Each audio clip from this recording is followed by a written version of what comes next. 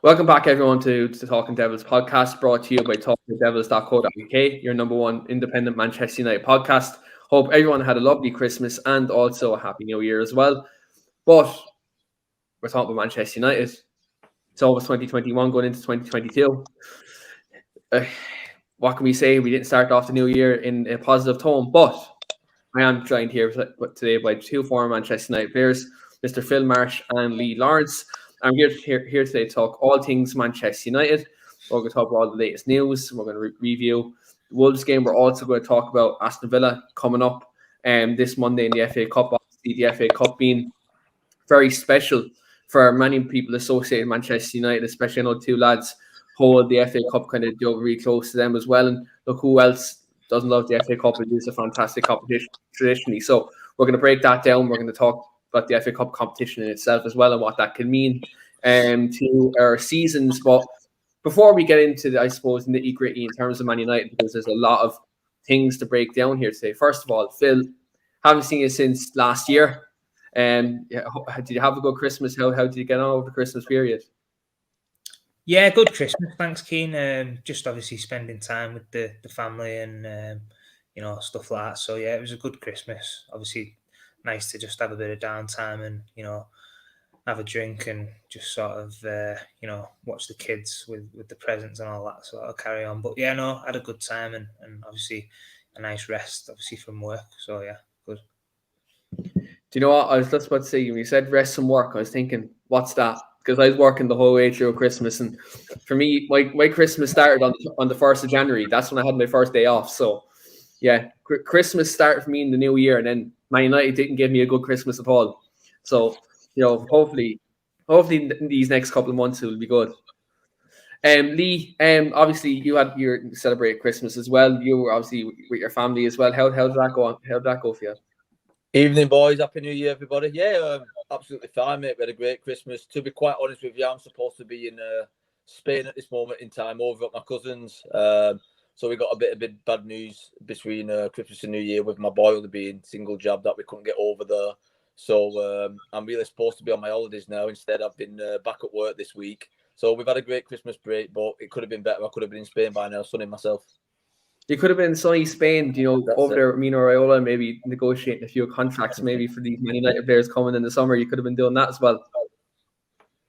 Well, yeah, we definitely need a few, it looks like, doesn't it? Yeah, and do you know what? On that topic, we're going to get straight into it because obviously, look, last year we didn't end 2021 in kind of a positive fashion, really.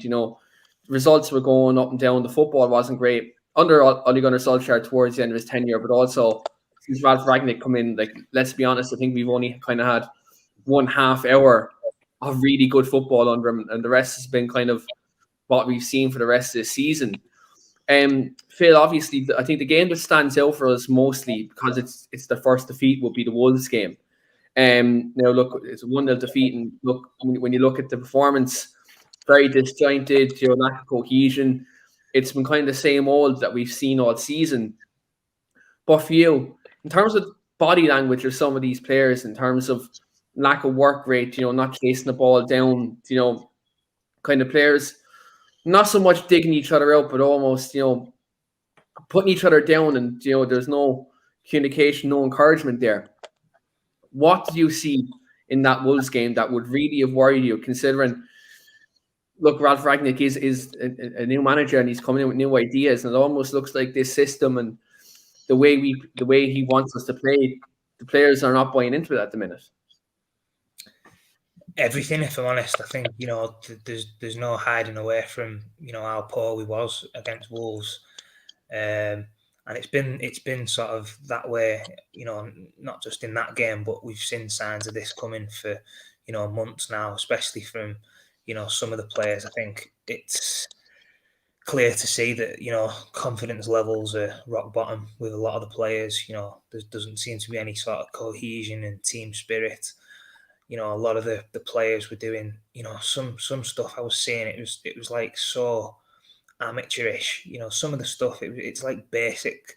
At any level of football to be able to pass a ball 5 yards and to just run around and put a bit of effort in, and seem like you want to be there. We wasn't even getting that from some of the players at some points in that game, and I think that's really worrying signs for me. And I couldn't really take any positives from that Wolves game, bar obviously Phil Jones, who I thought after such a long layoff, credit to him, he's took a lot of stick, and he was probably the only player out of the game that come out with any sort of credit for me. I think he, after being out for so long, I can obviously see where he's come from in that respect, and to put a performance in like he did and show the sort of determination and sort of courage, if you like, to do what he's done. I think he was the only one really who can sort of look at himself in the mirror and say he did a good job that night. I think the rest of him, it's just totally not good enough.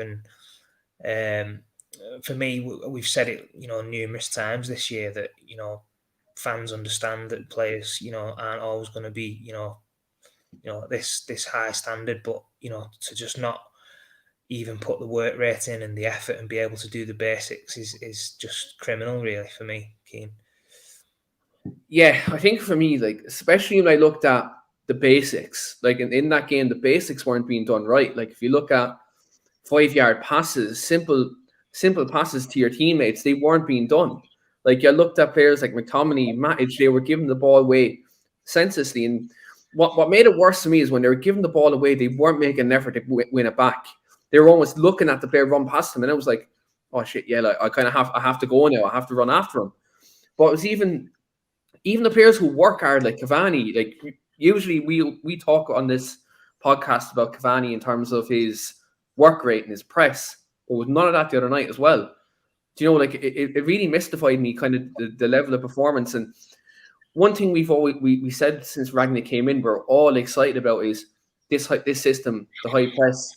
This is going to be great for us. Like this system could be good. Like we're talking about how Fred could be utilized in his system. Could this maybe help Rashford? Because he's going to be in a more of attacking role, more role. Greenwood, even we're saying Jadon Sancho can flourish. Like this system had a lot of permutations for us to be better than we were earlier on the season, but we've regressed, in my opinion, in terms of this. And I don't know whether that's the players miss Solskjaer. Do the players maybe regret throwing him under the bus because he protected them for so long, and now all of a sudden this new manager comes in, he's demanding so much out of him that maybe Ollie maybe protected these players for so long that they had it easy, maybe, and maybe is this a case now where this new manager has come in and they're not buying into it? Is the case that he's an interim manager, they know he's only going to be there for 6 months, and do they know if there's someone else coming in?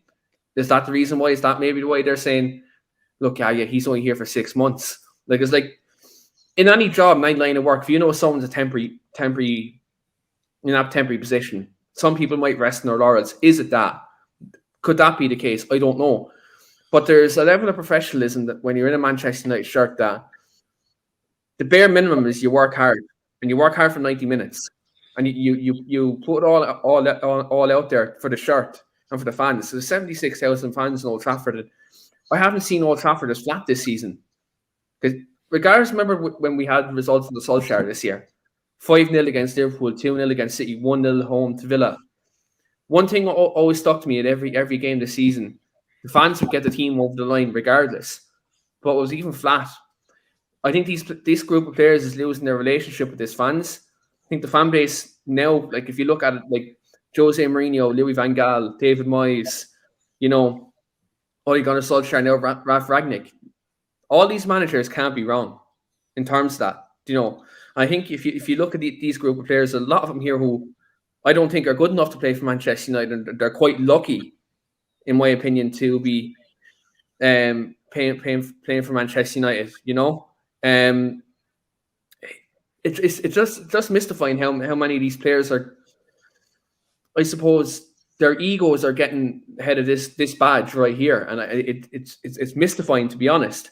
But Lee, for yourself, like when you look at this situation in terms of how these players get out of this rut, like obviously Ralph's come in and he has his own ideas, and like on paper these ideas look to be good. Like, there seems to be a natural level of progression in terms of our attacking players excelling in this system. what's going wrong for you at this moment in time? Because we've had the 4-2-3-1 under Ollie. We had the three at the back. They experimented with 4-3-3. Is it a system thing? Is it a case they're not buying into Ralph's philosophy? Like, what do you think is going wrong at the moment? Mate, who knows? At this moment in time, who knows what is going wrong? We talk about the lack of effort, and it does look like there's a massive lack of effort at the moment. But I listened to Scott Wotton's podcast, I think it was this week, and like he said, people are saying that the lads don't care, that the game's changed and the players don't play for the teams anymore. But I listened to what he said, and I kind of agree. There's a bit of personal pride, even if you're not playing for the badge. You mean you're a superstar if you play for Man United all over the world. You know, your game's getting shown to millions and millions of players, not just in this country, in all over the world. Surely to God, they don't want to be seen as, you know, a guy who doesn't try. They want to be known as the guy who's playing well for Man United. So to believe that they're giving a lack of effort, I can't believe it. It's unbelievable. It definitely looks like there's no effort being put in, or very little effort, or it looks like there's something wrong in the camp.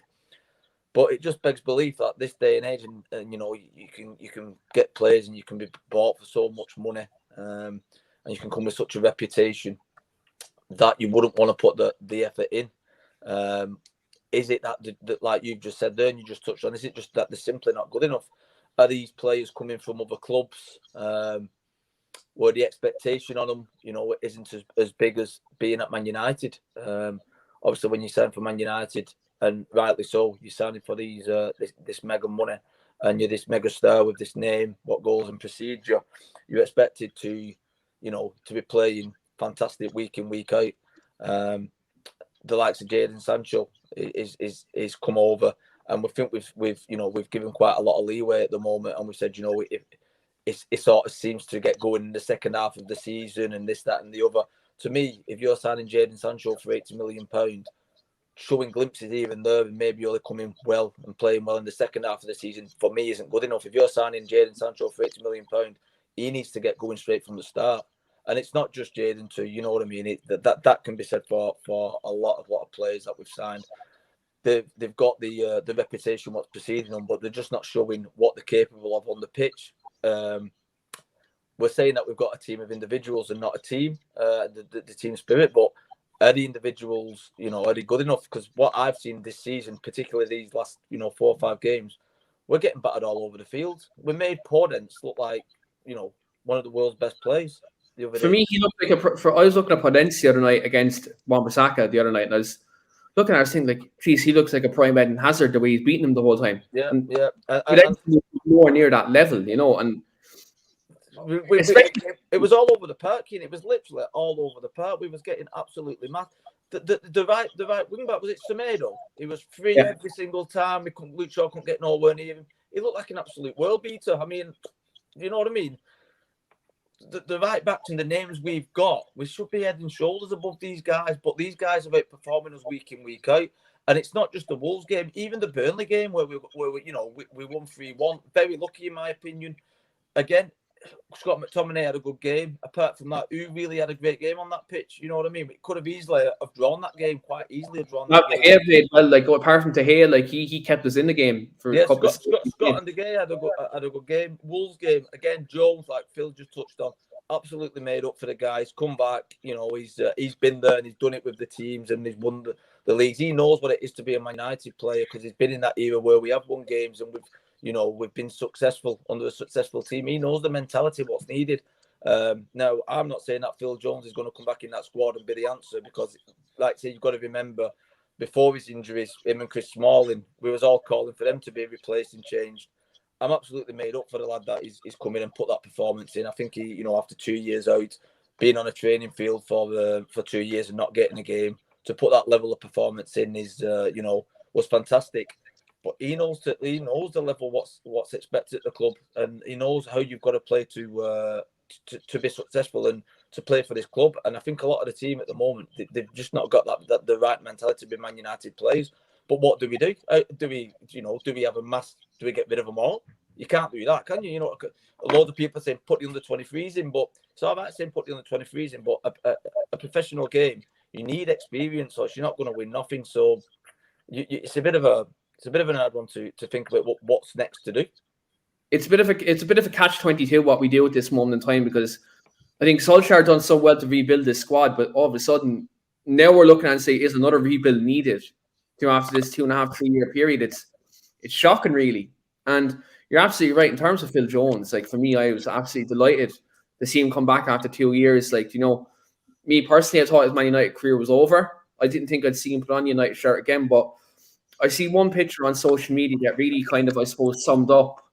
I think you guys probably seen it as well, as the player's body language walking onto the pitch for the game, just as obviously this one is on and the players are walking out, to obviously play the game. All the players look like, they've seen a ghost. Phil Jones is up, and I know they caught it midair, but he was buzzing, he was bouncing, ready to go. And he looked at the body language of the players, and one thing I'd ask the question in that picture is, which player looks like they haven't played a game in 2 years? It wasn't him. Like, Phil Jones looked like he was playing constantly for 2 years, and he looked like a fresh player. In that regard, in terms of having match sharpness. By any means, Phil Jones, after 2 years, he would have expected a performance like that out of him. And he played fantastic, and fair play to him, because he's had his fair share of social media stick. He's had people questioning whether he should have a contract still at Man United after being out injured for 2 years, and to put on performance like that, and showing that he's playing for the badge. Like, look, that's a professional performance. Like, I seen at one point during the game when we were defending the corner and we got the first ball, Wolves were getting the second ball. The only two people who were pressing at the time was Ronaldo and Jones. But Jones, he was on his, I think he was like at the 6-yard box. He was out at the 18 like that, like he was quick. None of the rest of the players made the same type of effort needed to close down. And that was apparent the whole way through the game in terms of work rate, desire. Phil Jones is the only one, and obviously De Gea in between the sticks was the only one shown, that they had that desire and determination to win the game. But it's a common theme all season, and for me, I'm just like I do really question the mentality of these players. What I can't understand, Keane, is this gegenpress, what we've all been on about since Ralph Rangnick was going to take over. I understand it's not going to happen straight away, but at least show us some signs that you want to press. It looks like we're pressing less than that we was pressing before. It just looks like they've not took the philosophy on whatsoever. Now, whether that's, I don't know, a confidence thing, or whether they're too big-headed to do it and they don't like the way and they're thinking we're bigger than what the manager's saying. But for me, that pressing game has been non-existent. Very, very little pressing, if any. I can't see more pressing now than there was when Ollie was here. And that's what I said earlier on. It was like, I think we've actually regressed in these last couple of weeks. We actually look worse now than we looked. Probably not so much Watford, but every other game this season. I think we've looked worse in these last couple of games. The fact we're getting battered in midfield and now played in midfield, by no disrespect, I'm not going to, like, they're Premier League teams and they're brilliant in their own rights. But the likes of Norwich, Burnley, Newcastle, and Wolves, there's no way in hell they should be outplaying Manchester United in midfield. Now, if I look at central midfield for Wolves, Moutinho and Neves, I'll be honest, I'd take the two of them over the midfielders we have. Anyone. You'd replace them with anyone, wouldn't you? Yeah, I'd put them there too any day of the week. But other than that, if you look collectively over the pitch, Manchester United should be beating all them teams without a shadow of a doubt. Now, I really do question these players' attitude, because if I look at the time under Solskjaer, and you look at the last couple of months of his tenure, they down tools. There's no two ways about it. They down tools, because they didn't show basic effort levels, desire, any of that in the last couple of weeks of his tenure. Same's happened now. I don't know what it is. I can't pinpoint it, because this group of players at one point were, if we talk about post Sir Alex Ferguson, Gary Neville said it rightly. They're a likeable team. They were a likeable team in terms of the comebacks in the second half, in terms of giving us probably the most entertaining football post Sir Alex. But whatever's after happening in this last 4 or 5 month period, it's shocking. And I do think there's a lot of bad eggs in that dressing room that are really after showing their true colours. Because how can there be leaks in the media of 13 to 17 players are unhappy and want to leave. That doesn't happen in a stable dressing room. It really doesn't. And you guys will know better than me in terms of it's like a united dressing room in terms of what the overall mentality and that feeling that dressing room would be like.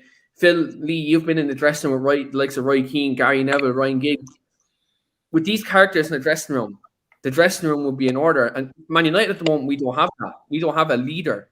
Apart from Ronaldo, probably, we don't have a leader in the dressing room to kind of keep the dressing room in order. So that's where I have looked at this and say, where's our captain at this moment in time? Where is the person to stand up and be counted? Where's your Robsons, your Keanes?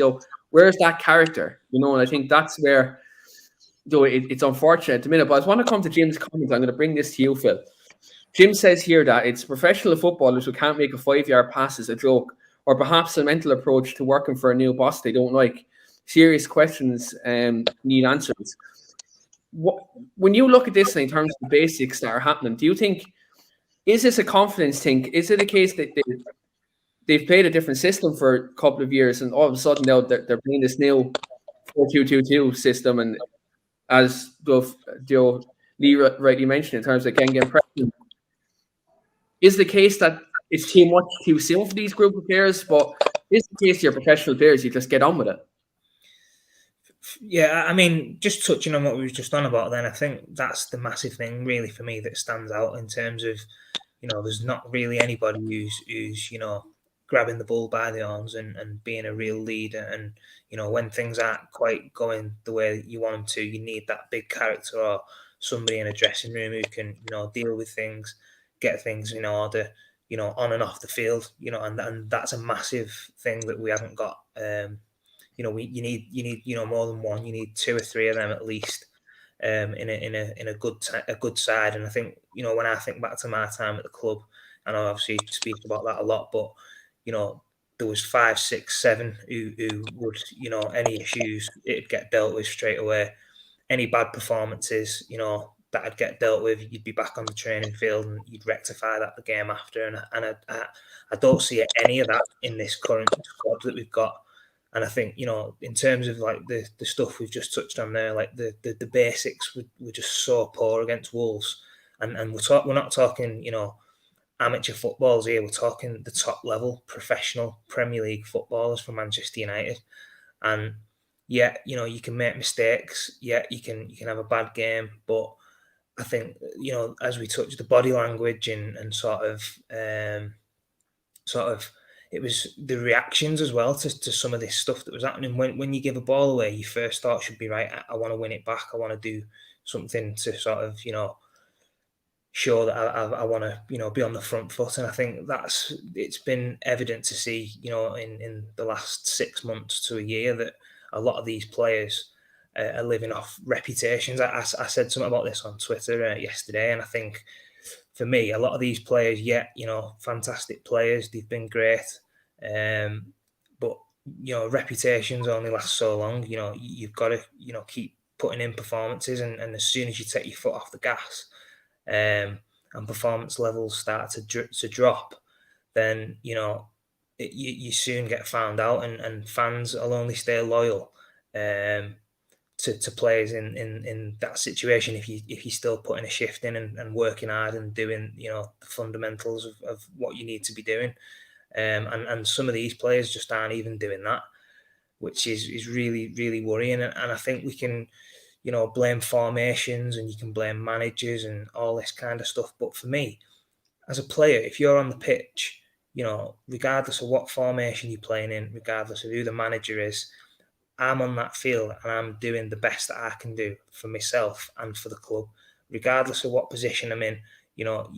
That's just, part of the tactical side of the game. This is more desire, wanting to do my best for myself, for the club. And I think this is a massive issue that we've got. Some of these players just don't seem to care. And it sounds, wrong, but they don't understand what it is to play for Manchester United and how lucky and privileged they are to be able to put on that shirt. And the lack of effort is a disgrace, really, and it really sort of upsets me, because I think back to you know, some of the players that used to be at the club when I was there, and you know, they you know, probably play a couple of games and then they'd be out the team. Thinking back to the likes of Jemba and Kleberson and people like that, you know, they had well better players in the team.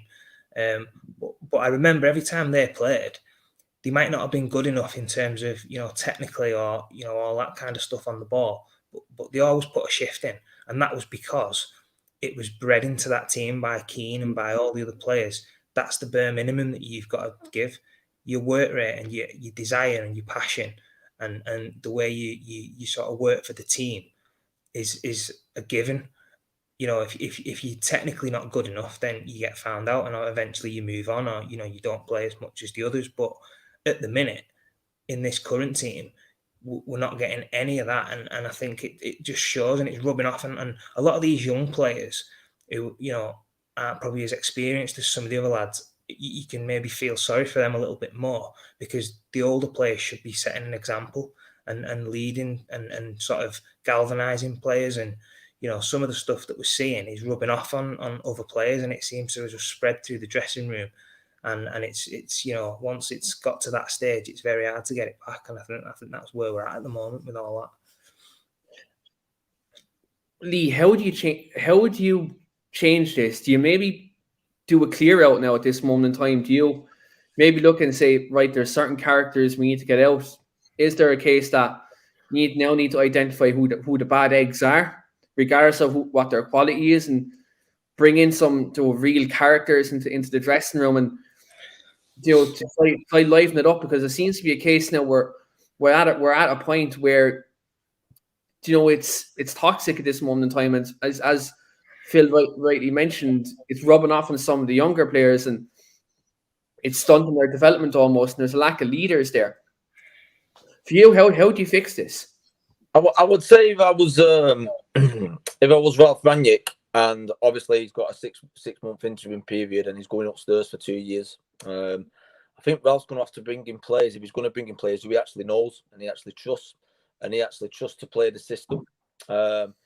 Because you can bring in, like, say, great players with big names, which we've apparently done this season, and they just might not fit the structure of what they want them to do. So I think if he's going to bring in players, he needs to bring in players that is familiar with and who he trusts to play the system and to do the things he wants them to do. Because at this moment in time, the way he wants to play, I don't think this current squad's going to take to it. I don't think we've got the players to play that way. I mean, if you're going to play a front two for me of Edison Cavani and Cristiano Ronaldo, I don't think you can play 4-2-2-2. For me, they've not got the pace and the skill to run behind players or to take players on anymore. For me, the best way of playing this system, if they're going to be your front two, is getting the ball wide, getting down the byline and putting crosses in. That's where we're going to hurt them most. And if the ball gets headed away, then we need the likes of our midfield players to pick up that second ball, be determined to win it back and play through them again. We ain't doing that. I mean, we haven't got a natural left-footed player on the wing, have we? You know what I mean? We've got players what are cutting in. So from the wings, when we're wide, we ain't taking the ball out, beating someone. Look at the goal what Wolves scored. As soon as the lad, what's his name on the wing got it, it's Traore. What's his name? Traore, is it? Traore, that's the one. Yeah, skips round Luke Shaw, puts a cross in, ball comes out, second ball, whip it in. We don't do that. We get the ball out wide. 9 times out of 10, we're cutting in. There's no overlapping. So they're not, with the cutting in, there's no one getting in that space to whip a cross in. We're just basically, for me, we're closing space up all the time, and we haven't got the centre forwards to play this system. For me, we need to be either beating a man. Jadon Sancho needs to get on the ball, drive at a man, get on early crossing. Same with Greenwood on the other side, or Rashford if he plays. That's the way we need to, for me, that's the way we need to play. 4-2-2-2, we haven't got the width to do it. So we're trying to play through them all the time. We haven't got the players to do it. We haven't got the creativity in midfield. But Bruno, when he's been playing, has been giving the ball away more times than he's been keeping it. Then we've not got the the defensive-minded players to get back and to cover that. So at the minute, the way Rangnick wants to play with the players that we've got, I can't never ever see it working. Matic, if the ball gets turned over in possession, he's not going to be quick enough to get back. Scott McTominay, he'll put a shift in, but he's not got speed. He's not a quick player to get back. He's not great at tackling either. That's one thing I've noticed recently. I mean, what the Wolves game? Like, we keep going on about the basics. They weren't even looking at over the shoulders when they was receiving the ball. That is the from being as a kid at Man United, and Phil will tell you this. If you watch your midfield plays, the first thing you got told was to have a picture in your mind before that ball gets to you of who is where. And the amount of times I watched that ball get played to midfield, they weren't looking around the shoulder. They didn't know who was on. They was taking a touch. They was getting the ball took off them. They was turning into players. Basic football, which you get taught from an early age. And, we don't seem to have the players at the moment who understand what they're doing. And it's disappointing. I think, we're going to need to buy players. I know we can't. How can you keep rebuilding upon a rebuild upon a rebuild? It sounds ridiculous. But the rebuilds we're doing aren't good enough. They're just not good enough for Man United. The players we're bringing in, they're not, for me, they're just not Man United players, and they're not good enough. And I don't like calling players out because, you know what I mean? I've been there. Phil's been there. You do something from a young age. I think the difference with us is, we didn't make it. Maybe, I might not have made it because I wasn't good enough for Man United. I know it was an injury that stopped me, but if I didn't get injured, I probably, I might not have been better. There might have been better players out there. But I guarantee you, I would have put 110% in every single game to be the best player I could be. And if something was going wrong, I would have run back. I would have chased every ball. I would have kicked every man I could have kicked and give my all for the team. And that's just not happening at the moment, mate. And this is the thing. This is where it's the basics again. And this is where I always go back to application and desire and accountability. Like accountability has to be a word you have to use here, because the amount of times we see a generic social media post, let's go again. We weren't good enough this week, but look, next week we'll go again. We'll get the result. I can't relate to this squad of players anymore. I can't. Like, if you look at the previous United teams that we've had, in the past, like with the likes of Keane, Scholes, Giggs, Ronaldo, Treason Park, players like that, those players who'd work their socks off. Wayne Rooney, one thing that's one goal that popped up on my timeline the other day was Rooney's goal against Newcastle. Remember, he got absolutely flattened in 2004, 2005. Rooney's mounted at the referee, gets up and pings a first time into the top corner and shows that aggression and that passion. Like, where's that for these Man United players? This is what I'd want to know. Where's that passion and desire? And people talk about on social media, people want passion merchants too much. They want this, that, and the other. But what's one thing everyone's saying now about this United team? They lack passion, desire, work rate, commitment. These are the basics to be a successful team. Like, you look at Manchester City at the minute. I'll bring them up as a prime example because I know we mightn't support them, their rival, but one thing you can see what's apparent about that team, when it was first assembled, it wasn't a team of superstars. Yes, they had very good reputations in Europe, but they weren't superstars. But they're a collective unit and they work on and off the ball. Like, if they lose the ball, they win it back in 6 to 8 seconds. There's commitment there. And this is a team we were expected to challenge this season. Like, we were talking at the start of the season, we were saying, Ronaldo came in. This season before Ronaldo came in, we had Sancho, Varane, Tom Heaton. They were our signings. And they bring in Cristiano Ronaldo. At that point in time, expectations levels still have to be there. We had a very good transfer window. If you look at our spend, like, we sold Daniel James, who actually, fair play to him, was actually one of the players, when he played in the Man United shirt, he pressed. Probably be perfect for the system right now, to be honest. But someone who probably wasn't first team quality, but he always showed. We sold him for 30 million. He paid for Ronaldo. We got Varane for 34 million. That's a steal for a 4-time Champions League winner. We got Sancho for 73. Last year we were quoting 120. Like, we were looking at this season, we're like, this is the year where I think we're making that progression from third to second. You look at this now, we're even further away. And how long is it going to take before we're challenging again? Now, what does this club deem success? Is top 4 their ceiling?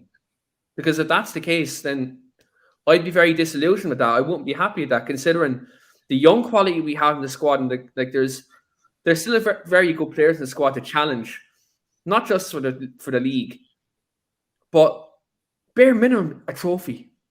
Like, make a reasonable run for a trophy, whether that's League Cup, FA Cup, Champions League, whatever. That's the bare minimum to be competitive. I'm not confident we're going to beat Villa on Monday, if I be honest. I'm not. They're like Gerrard. We're going to touch on Gerrard and his impact at Villa in a minute, but I'm not confident. We've Atletico Madrid in the Champions League, who are a very well coached team under Simeone, and you want to talk about a team who work well on and off the ball. No, that's a well-oiled machine. That they could actually make an example out of us, come February. They really could. But I'm just worried about where we're going at this moment in time, and how we get out of it, because you're talking about 13 to 17 players wanting to leave, and that's completely fine, but we're not going to get rid of all them in one window. This is not going to be a quick fix. And whoever comes in next, whether it's Rangnick stays on or Ten Hag, Pochettino, all these people who are linked with the job, they've hard work in their hands, because there's a lot of players who probably aren't good enough, and there's players who are out of contract in the summer, and we have to bring more players in. For me, at this moment in time, it's not going to be a quick fix, and I think we may need to be in this for the long haul. And I'm ashamed to say it, but we're probably going to go a decade without a league title. And that's what, like, when you looked at when Sir Alex retired, that would have been unthinkable, that we'd go 10 years without a league title, 5-6 years without a major trophy. Like, that's the route we're going. So I think it's not nice, but I think reality is probably setting in terms of where we are as a football club at the moment. And obviously there's a lot more going on upstairs, and there's reshuffling happening there. Maybe there is plans to put into place to move forward, but it's just disheartening as a Man United fan at the moment to look at the current situation and to try find, like, anytime I've been on this podcast with the three of us every week, every Friday, even at the depths this year on the Solskjaer, I was looking for a positive of some sort. I can't now. I simply can't. That there's nothing at the moment that makes me think that we're going to get anything out this season. And before Christmas, I actually said on this podcast, I looked at the form of Chelsea with all their injuries, all the COVID situation. I was like, you look at United's run, third place, we could get it because of the run of fixtures we have. And Rangnick had time, to obviously implement the system against teams who on paper, we should be beaten. But I'm looking at this last couple of weeks, and I'm looking at the way Spurs are playing. Arsenal are picking up. Chelsea might start kicking again. Top four could be well over reach.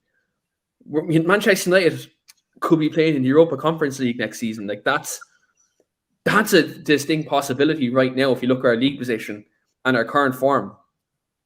If you project it right now, that's probably where we're going to be playing next season. So it's just a rut of hope we can get out of, and hopefully, if Harry Maguire is a captain, Ronaldo's there, David De Gea, all these players who are here now, who are all very professional, all play, in terms of for their national teams, and they all have leadership roles there. If there's ever a time for these players to stand up and be counted, I do believe it's definitely these next couple of weeks and months, because I think by the end of the season, we could be in a very dark place as a football club, and on the field anyway.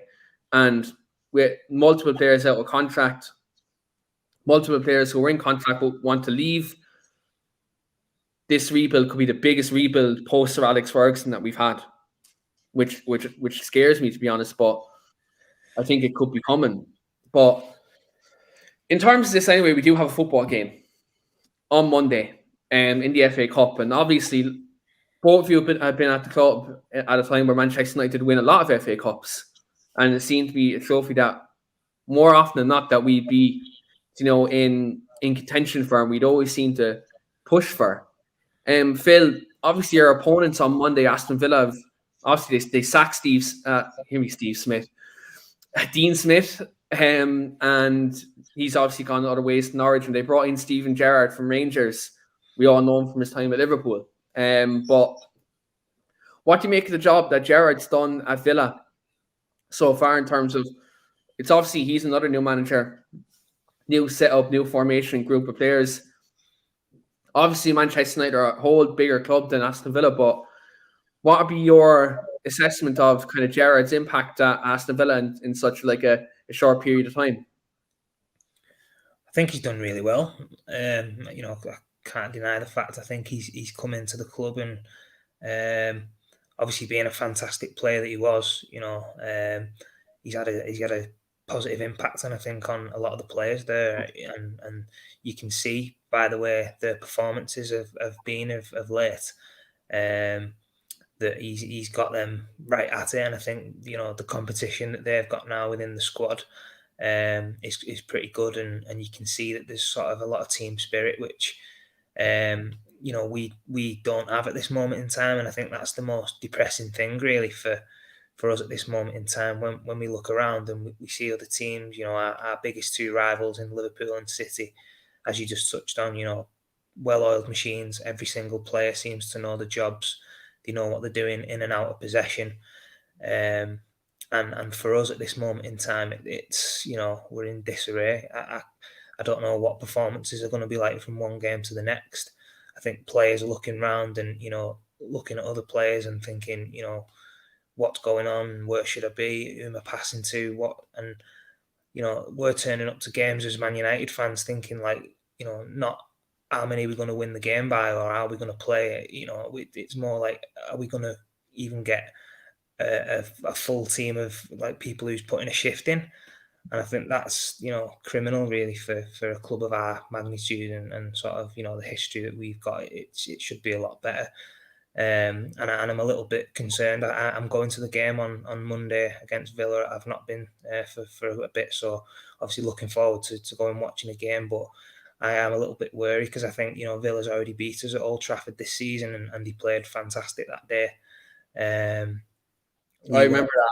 I was at that game, and they like McGinn and Louise just ran the show midfield that day. Yeah, I think I remember saying something like that. Everything I wanted from us in a performance, I think Villa did. He was on the front foot. They looked really positive. He was playing balls into the front men, breaking the lines. As soon as they lost the ball, he was winning it back. They won every second ball, and he was trying to create chances. And I think we was everything the opposite of that. We were lackluster, couldn't string passes together, hitting balls long and couldn't really get any styles and sort of patterns of play going. And I think it's very, very worrying and a game that we could potentially it's not an easy game. If I'm being honest, I think Aston Villa are a sort of team that are a little bit of a dark horse. I think they've got a lot of good players. I think Gerrard's got them playing. They've all got a spring in the step. I think he's sort of came in and sort of give him an extra bit of something. And yeah, it's going to be a difficult game. And as you say, FA Cup's a massive competition for us. I think that could have been our maybe one chance of winning a trophy this season. Obviously still is, and I think we definitely need to put in a good performance to get past Villa, because I think they're no mugs, and I think it'll be a tough game. But obviously looking forward to sort of coming and watching and hoping that we can change our fortunes and that we can put in a performance that the fans deserve. Yeah, definitely. And do you know what? I'm jealous that you're going to the game, because I was trying to get time off work, couldn't get off. Thanks, lads. But no, look, it is one of these things where I'm very worried myself, because obviously, like, I have banter. I've a lot of mates who are Liverpool fans, and I have banter with them the whole time about obviously Gerrard slip, not win the league, etc., and all that crack. But I think if you look at kind of the way he has them, even his time at Rangers, how he has teams organised in terms of like defensively sound. That's one thing he has done very well in terms of his managerial career so far. And like obviously he's McAllister with him as well, who's part of that coaching setup, who kind of has that team well knitted. So like for me, I'm looking at this Villa team, and they've obviously a lot of great players like John McGinn, Douglas Luiz, Danny Ings, one of our worst enemies, Philippe Coutinho, is had to sign him for him on loan, which that's massive. Like that, there's your Jack Grealish replacement there. Like like they've Buendia, like they've fantastic players. So like for me, like it's not going to be an easy game. If you look at the current way results have been going, this is probably our hardest game.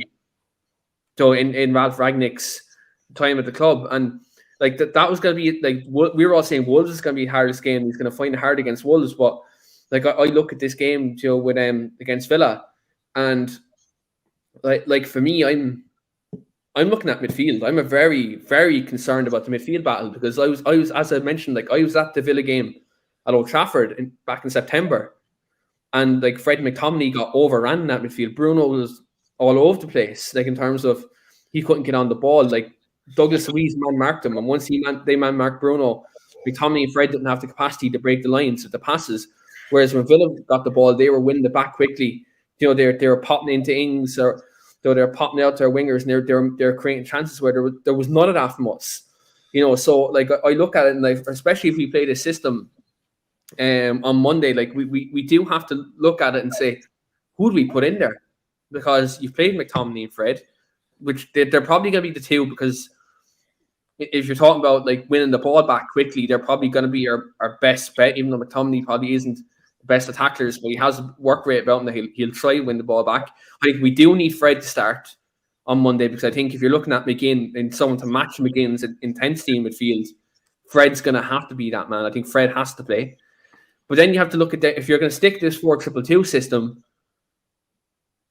my biggest worry in terms of creativity is the fullbacks. Because if you're playing this system and you're playing them two narrow attacking midfielders who you want to cut inside, you need fullbacks, as Lee mentioned earlier. Lee being a fullback knows this.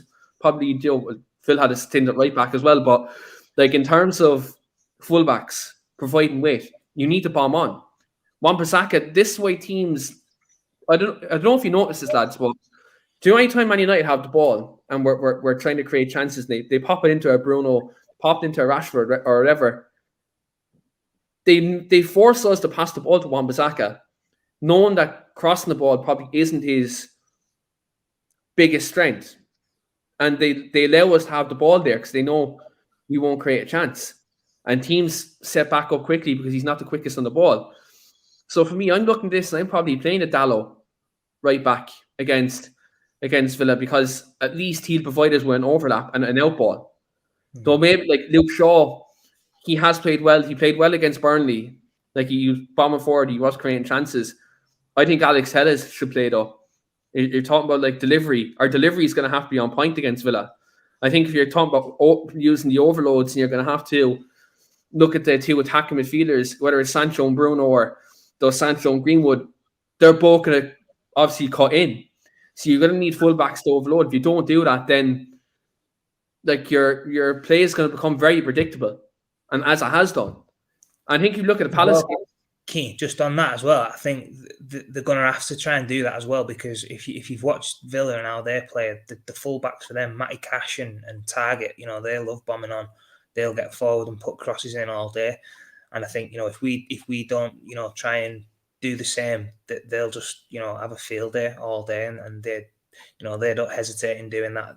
They're two very good fullbacks, I think, who, are probably a little bit underrated, but they make no bones about getting forward, putting crosses in and working up and down all day. And I think we need to counter that as well and make sure that we're trying to force them back and, have one eye on defending as well, because as you just touched on there, Wan-Bissaka, he's got the energy levels to get up and down all day, but in terms of the quality in the final third, some of the crossing and some of the, stuff that he's done is very, very poor, and we need to sort of improve in that area. So potentially Telles and Dallo could, be the preferred options this game. It could be. We just have to obviously see, but we need to be wary of that threat for them because I think that's a big way how they play and what they sort of get a lot of joy from. I think that's why we have, if we're going to play this formation, I think we have to pin them back doing that because it's all well and good playing this formation and doing that, but like if you don't have the quality, eventually if we keep losing the ball in that third and they hit us on the counter with Dia, Ings, players like that who will hold up the ball, because for me, I look at our defence at the moment. If you look at our centre backs, even Varane, like he looks vulnerable at the moment because he's had no match fitness either. I think like if you look at it, he's played no games, he looks vulnerable. Harry Maguire, he's just been out of form. Why he's gone to African Cup of Nations. Now, luckily, Lindelof is back, who I think has been actually probably one of our better players this season when he's played. So maybe he'll step in on Monday. And to be honest, it could be Lindelof, Varane, or does Jones step in? Because I think Jones definitely deserves another game, for me anyway. Because he played fantastically well against Wolves. And I won't be playing Harry Maguire, if I be brutally honest, because he hasn't been playing well. I know you're the club captain, but even sometimes the club captain has to maybe take a bit of time out the side and reevaluate their game. I'm not saying that in any disrespectful way before people might think I have an agenda against them or anything like that. It's not like that. I just think if you're playing players in form, Maguire isn't one of them. And we've talked about dropping the fullbacks, and I think you make no exception for the club captain. I think you have to stay consistent in that. I think maybe Maguire is someone who maybe steps out for a while and reevaluates himself. I think every player who's going through a tough run of form, sometimes has to reevaluate their game. So, look, it is going to be interesting to see kind of how we kind of approach this situation, and have a look at what way we're going to approach the game. But Lee, we touched on Gerrard's Villa, and obviously, one player who was actually out on loan in Villa was Axel Tuanzebe. Now he's obviously after leaving Aston Villa to go to Napoli on loan. And we're looking at our defensive problem. Is he maybe a player we probably could have kept, considering really going out to the African Nations? Joe Maguire in and out in form. Varane had his injury problems. I know we recall him, and we never sent him out to Napoli. But was he someone maybe who we could have kept as an extra pair of legs at the back? Because at the moment we're not really spoiled for choice, really. I think I was just listening to what you said there about just going back onto the fullbacks, but I would probably put this about the whole back four, really. You look at Matty Cash and Target. You're not telling me if you was going to pick 11 out of both the teams against Villa that they wouldn't both be your fullbacks as opposed to Dalot, Wan-Bissaka, Shaw. You're having Villa's fullbacks all day long, and this is the problem. The lads what we've got aren't good enough, and the lads who we say, well, we'll drop Luke Shaw because he's not this, that, and the other. Tell us, if you could take the strong points out of Tellez's game and the strong points out of Luke Shaw's game, you'd have a great wing back. Same with Dalot and same with Wan-Bissaka. Unfortunately, they're not good at doing everything. Wan-Bissaka, physics don't work like that, unfortunately. Wan-Bissaka is a fantastic fullback, but a fullback, not an attacking fullback, an old school fullback, one-on-one, sitting in defence, like Paul Parker was. He's that kind of fullback. He's not a modern day fullback. He's not got the he's not got the technical ability. He can beat a man. Don't get me wrong. He can definitely take the ball and beat a man, and he's got the speed, but his crossing and his end product's terrible. And then I watch Dalot, and his defending shocking. Although he can get better forward a lot more than Wan-Bissaka and put much more quality in the box. So for me, when we're saying who would you put in at fullback, I don't know. I honestly and truthfully don't know who I'd put in, because they've got the strengths and they've got the weaknesses, but none of them's got an all-round modern day fullbacks game. I suppose you could say this about the centre backs too. We've got loads of centre back options, but for me at the moment we've signed Varane. I didn't know. I obviously knew about Varane before we come, but I'd not watched much of his football. I don't watch much Spanish football. But I was led to believe when we signed Varane that we were signing an absolute worlder. And what I've watched at the moment, I've not seen it in a Man United shirt yet. I'm not saying that won't come. But he's been liable for a couple of goals at the back. And mistakes at the back leading to goals. Baye the other day with a bad touch led to a goal. You know what I mean? We're leaking goals through silly mistakes. And I honestly think the back four, I don't think any of them's good enough. I'd say Lindelof is the best out of the bad bunch at the moment. So I don't know where we go from there. I don't know what we do with that. And do you think maybe, Lee, with this as well, the fact our back four is like we're leaking so many goals, and it seems to be a case that we're becoming very easy to play against almost. You may think the lack, I know we've talked about holding midfielders, but the fact we've lack of two competent midfielders and lack of midfielders who can control the game, do you think that's a massive contributing factor to these centre-backs making mistakes? It'd massively help. It'd massively help if we had, and we've said it all season. And you don't have to be a football expert to see that Man United are lacking in midfield. Absolutely lacking in midfield. If we get a decent midfield player in there, the type of midfield player we need, it would strengthen the team no ends. We've just not got it at the moment, But like I say, for me, we need signing.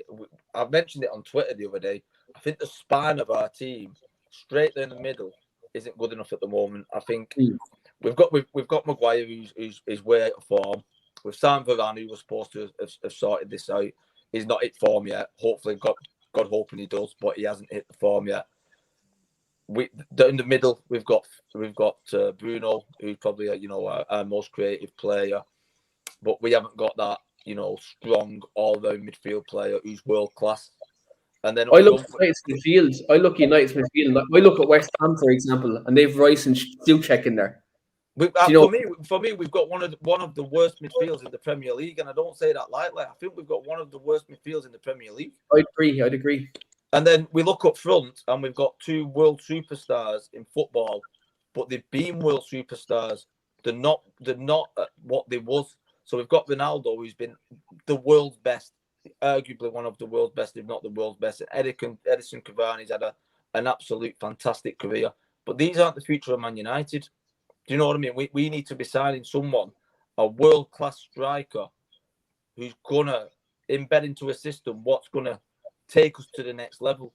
And we need, for me, the spine of the team isn't good enough. The team overall isn't good enough, in my opinion. Like I just said, the fullbacks aren't good enough what we've got. They shouldn't be Man United players. It's a mess, but I don't want to keep saying bye, because we shouldn't have to do this. But I don't see with the squad of players what we've got, how we're going to improve and how we're going to go forward with them. I think we're at the level we are. I'd say we're a top 8 team if we're lucky. And top 4 at the minute for me is gone.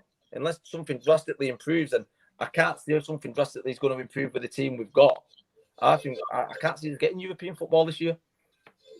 As I said, we'll probably end up in the Conference League, which is, if we end up in that, I'd say next year, throw the 23s into that. If that isn't worth anything, you'll be playing against. I love my country, but you're playing against teams like Shamrock Rovers and all that in there. 100%, mate. 100%. I love my country and all that. The League of Ireland deserves hell of a praise with the budgets they have. But we'd be playing against teams like that, and look, that's not where Man United should be. I mean, the other thing, we signed that Diallo, the young lad Diallo. He's played in a handful of games. We're on about loaning him right now. You know what I mean? It's the signings what we're signing don't seem to hit the ground running. Whoever we sign don't seem to bed in straight away. Donny van der Beek, what the hell he's done? I mean, we had a lot of it in midweek, but he must have done something really, really bad to not even get a. I think he mustn't be performing in training. Like the fact that you have McTominay, Fred, and Matic ahead of you. And then the thing that really stood out for me was when Bruno was out 2 weeks ago, suspended. And you have a hole in that 4-2-2 system in the attacking midfield position. McTominay was out as well, actually. McTominay was out. And he doesn't start. And the lad though, to me, Keane, I don't know if it looks like it too. He looks like he's got the right attitude to be a Man United player. What I've seen of him and what has been portrayed, he looks like he's got the right attitude. You know what I mean? But obviously he's not. There's obviously something going on where behind the scenes what we're not seeing. Why he's not getting his chance? Maybe he's not performed. I think I said this a couple of weeks ago, and I got accused of hating him. I don't know what it is, but I said that it may be a simple case he's just not performing in training. It could be just a simple case like that. Maybe he just doesn't train well. There's been many players who don't train well. Maybe it's a case of that. Maybe he has it in his locker, but maybe it's a case of the intensity of the English league. Maybe too much. That's what it could be. That's a very distinct possibility. Like Varane came to Man United, and Varane was a world superstar. Varane was a class central midfield player. But then he came up against the likes of Roy Keane and Paul Scholes for competition every week. By no means are these midfielders that we have right now in any way comparable to what we had then. No, not at all. Not at all. But in terms of them players perform better in training, therefore them players had more adapted to league they played ahead of Varane. Yeah. Like this is a situation there. He's coming from a different league. He's not used to the intensity. He's not used to that overall thing. He's not performing in training. That's what it could be. But I'm just going to come to James' comment before we get to our 11, because this has been a great conversation. And for me, I found this very therapeutic, to be quite honest. Jim has said, it was often said players would walk to Old Trafford to play for United. As a United fan from the 1960s, I said it myself. But these days, I'm not sure, given the events of the last few weeks. Phil, when you look at the name Manchester United, and when you look at the overall, obviously, look, we're still a massive club. We're still the biggest club in the world right now, like in terms of, I suppose, size, brand, size of fan base, stuff like that. Do you think the overall attraction and the aura of Manchester United is kind of probably lost for these world-class players to come to the football club? I know we've just signed Ronaldo, Varane and Sancho, but do you maybe think this season now, in terms of the way the dressing room has been portrayed this year, and do you maybe think, is this going to be hard for us to attract these players in the summer if we do have to go through another rebuild? Yeah, I mean, I think obviously with the way things have gone and obviously results and the way obviously, the performances have been, it's took a dent to our sort of reputation. There's no hiding behind that. I think in terms of the club and the size and all that and stuff like that, I don't think that'll ever change regardless of, a couple of bad seasons or, bad performances and the current crop of players not being good enough and stuff like that. I just feel as though in order for us to get back to where we need to be in terms of, challenging for titles, winning trophies, there's a lot of things that needs to change. And I think that goes a lot deeper than just the players. But obviously that's the main thing at this moment in time, which we can control, that needs to be addressed. And first and foremost, the players that are lucky enough to be playing in the team and, wearing the shirt need to, step the performances up tenfold, because, it's just been nowhere near good enough. And I think that's, the catalyst really for, wanting to get better clubs to come to the club. And, if you're not performing and you're not putting in, consistent sort of, performances, then you're never going to get, better players to want to come and play at the club. And as sad as that sounds, I think at this moment in time, if you look at the, the best players around the world, you likes of probably your Haalands and Mbappes and, people of these worlds, if they was free to come and sign for someone, I think Manchester United at this moment in time probably wouldn't be the top of the list, which, in terms of size and money and fan base, it should be. But, I think, it's just, it's a difficult situation, because we know all the stuff with the owners and all the stuff, like there's a new manager and formations, and, it's not just the fact of the players are letting us down at this moment in time. There's a lot more to it, but they need to step up and be counted and have a bit more accountability for what they're doing. In terms of, the performance levels have been nowhere near good enough. And at the end of the day, they're getting paid very well. The professional athletes, they should be able to run around and work hard for 90 minutes, and that's the bare minimum. And to not be doing that is shocking, really. So yeah, I think we're in a tough time, but I think it will sort of, the tide will turn eventually. I think football clubs go through spells sometimes, and you have to ride it out for a few years, and things don't go your way. I think we've obviously been doing that now for quite a while, and we're probably at one of the lowest points that we've been in terms of performances and the expectation from the group of players we've got. We should be doing a lot better, but there's only them that can get us out of this. We as fans can't do anything about that. They've got to find it within themselves to dig themselves and have that character and belief. And if they can't do that, then we need to get players in that can do that and sort of reignite this team and try and find the missing links to what we want to be. That's a successful club. Yeah, and again, you're right. It's no quick fix, because you said there's stuff going on with the owners.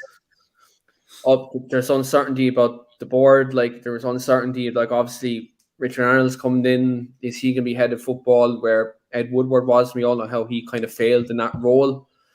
Like, there's so much uncertainty in terms of this, and do players look at Manchester United in terms of obviously your Mbappes, your Haalands, Marco Verratti, players like that, who are world class in these, and the positions we need, they look at us and say, there's no Champions League there.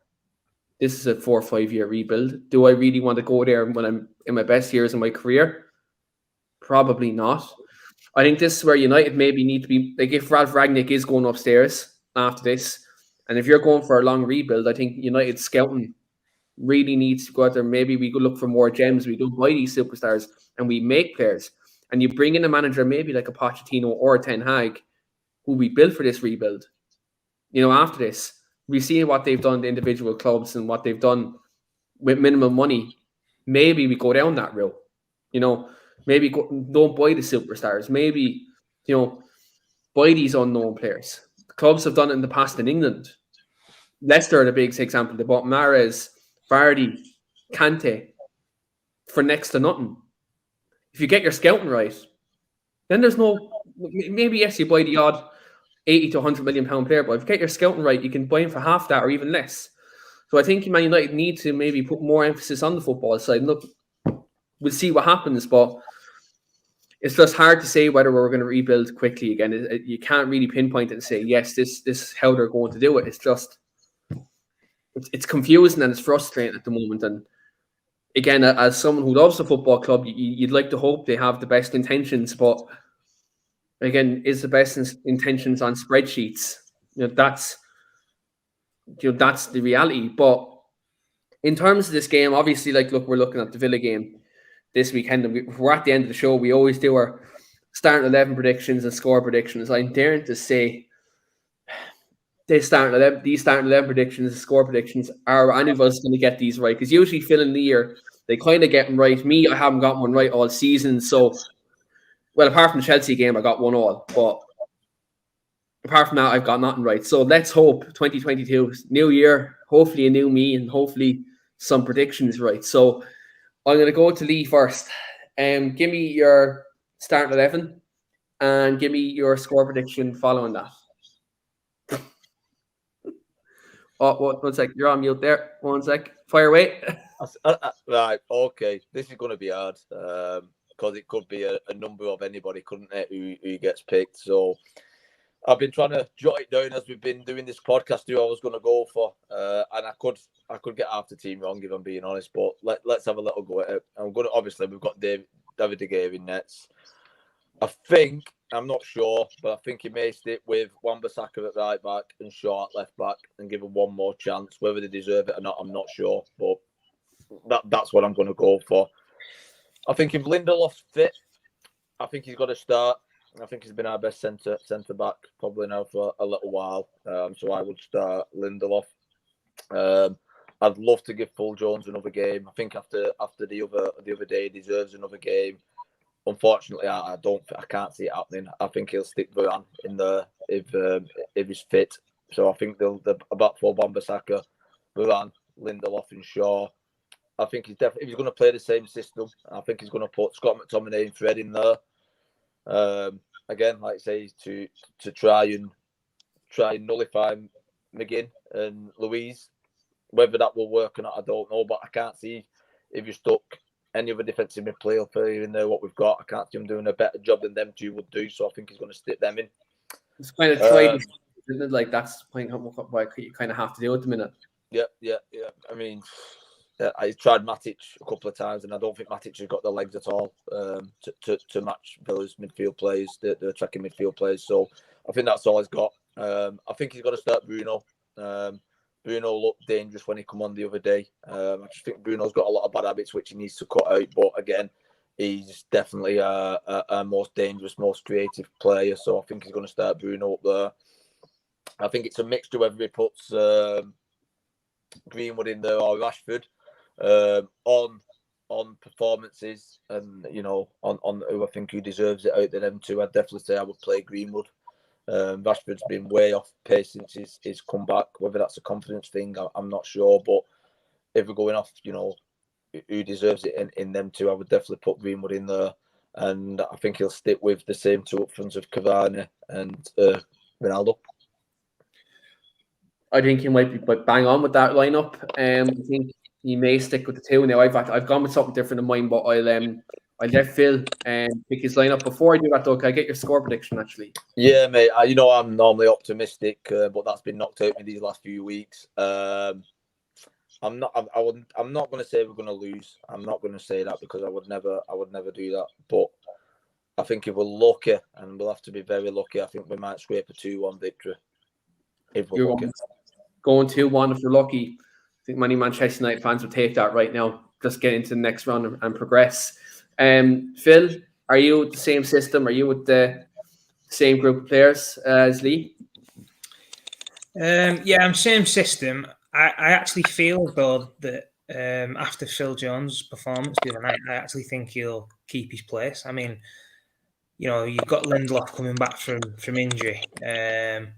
Who, obviously, and COVID as well. He had injury and COVID.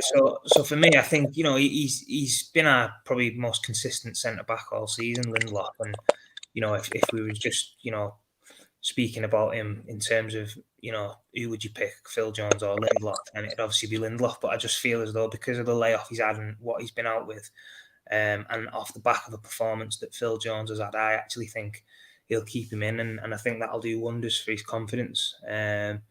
And for me, he was the only one, as I said before, that took any sort of real credit out of that game the other day against Wolves. So for me, I think he's warranted keeping his place, and I hope he actually does keep his place. So I'm going to say the same team as Lee, other than I think Jones will partner Varane instead of Lindelof at the back, just because of the layoff Lindelof's had. Yes, it's quite possible. Lindelof had both COVID and injury issues, so it could be a case he may be gradually brought back in. For me, I'm going to go with what I want to see. To be honest, I know it won't happen. I know he'll stick with his system. I'd rather go back to the 4-2-3-1 if I'd be honest. So I think this system will get overloaded in midfield against Villa, and I think for me, if you go back to that formation for this game, we actually might win in terms of this. So I'm going to go with keeper, obviously, Dave between the sticks. I'm going to go with Dallo. Lindelof, if he's fully fit and he's ready to go, then great. I go with Lindelof Varane. But if Lindelof is not fit, I don't care if Harry Maguire is back, you go with Jones and Varane again. Because I think Jones did play well, and look, he deserves to get a game. Either way, stick one of the two of them in there. I'm going to go with Telles at left back. Again, just for his overall threat from set pieces, I think we could do with that. We haven't scored a goal from a set piece all season. I just want to score a goal from a set piece. We brought in a set piece coach a couple of months ago. We haven't got better at him. So, I'd like to think, we get a goal from a set piece at some stage this season. In the middle of the park, I go with McTominay and Fred as well. I think, look, as Lee rightly mentioned, I think they're kind of the best out of a bad bunch at the minute in terms of our midfield players. And look, we want to match their intensity, though in terms of the way McGinn and Louise play in midfield. Obviously, Jacob Ramsey might be in there as well, who's very direct as well. So I think in that regard, I think having them two in there will help. I think Bruno, obviously in the 10, I think, look, one thing that's hindered his game since Rangnick has come in is being out wide in kind of these two attacking midfield positions and having to kind of drift. I think if he goes back into that kind of number 10 role and get on the ball, influence it a bit more, I think we could do with that. I will go Jadon Sancho I'll go Sancho on the left. I think obviously him and Greenwood can swap. I'm gonna go Greenwood on the other wing. I think the two of them can swap, obviously in interchange. Obviously, if Greenwood could drift out left even and try to put some balls into the box, I know it's not in his nature, but it would be something that maybe we could deal with, especially with Ronaldo up top. I think if we went with that, maybe we can create more chances. But I think if we play this 4-2-2 system against Villa, we could get heavily exposed because the way they play in midfield and the way they retain possession so quickly. I think we could be very exposed, and that's why I'd like to see us go back to the 4-2-3-1 on Monday. But look, if it's a case where we go 4-2-2, let's just hope that we have some sort of discipline in midfield, that we don't be all over the place. Hopefully there's some sort of cohesion, because if there's not, this team is well coached, they win the ball back and they hit us in the counter and they'll score. Danny Ings is a very good striker up top.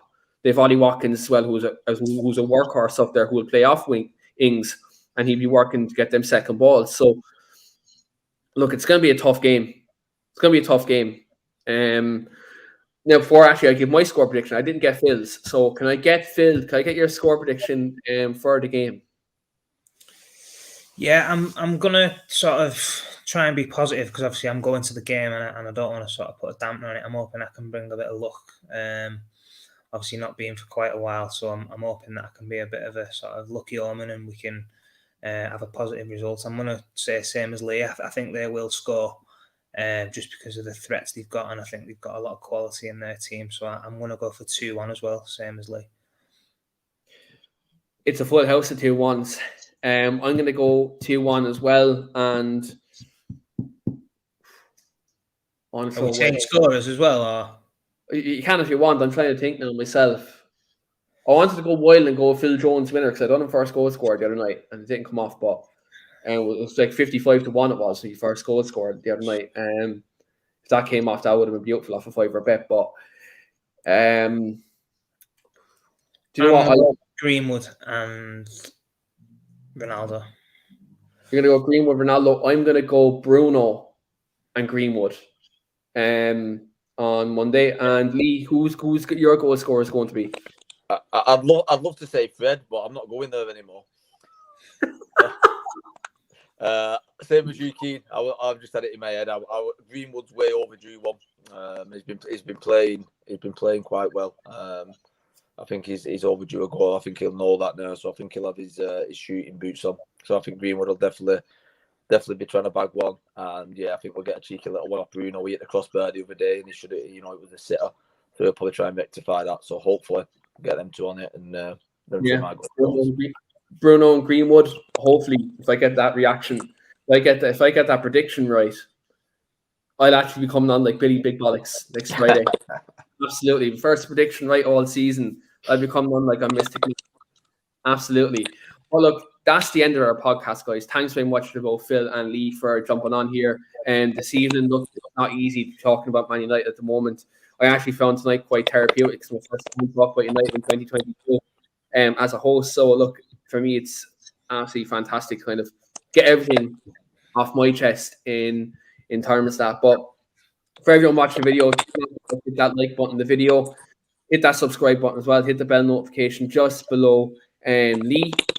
And we've a lot of podcasts coming in these next couple of weeks and months. A lot of new faces on Talk to Devils as well that you're going to see. So look, do make sure you hit that subscribe button, not only on YouTube but also on our audio platforms as well. So we do have this podcast on many different outlets, so do check that out. But also check out our website at www.talkasdevils.co.uk for all your latest Manchester United news, articles. There's also a lot of great history there as well, so do check that out there. But thanks very much to everyone for watching this evening and to everyone who's listening back on the replay. And look, let's go first and foremost that Manchester United can get their first win of 2022. And look, let's just try to get out of the rut ring because look, we are at the moment and we need to pick up results quite quickly. So look, let's hope we can start that this Monday against Aston Villa in the FA Cup, and hopefully the magic the FA Cup is on Manchester United side. Well, until then, guys, thanks very much everyone for listening today, and we'll see you next week at 7.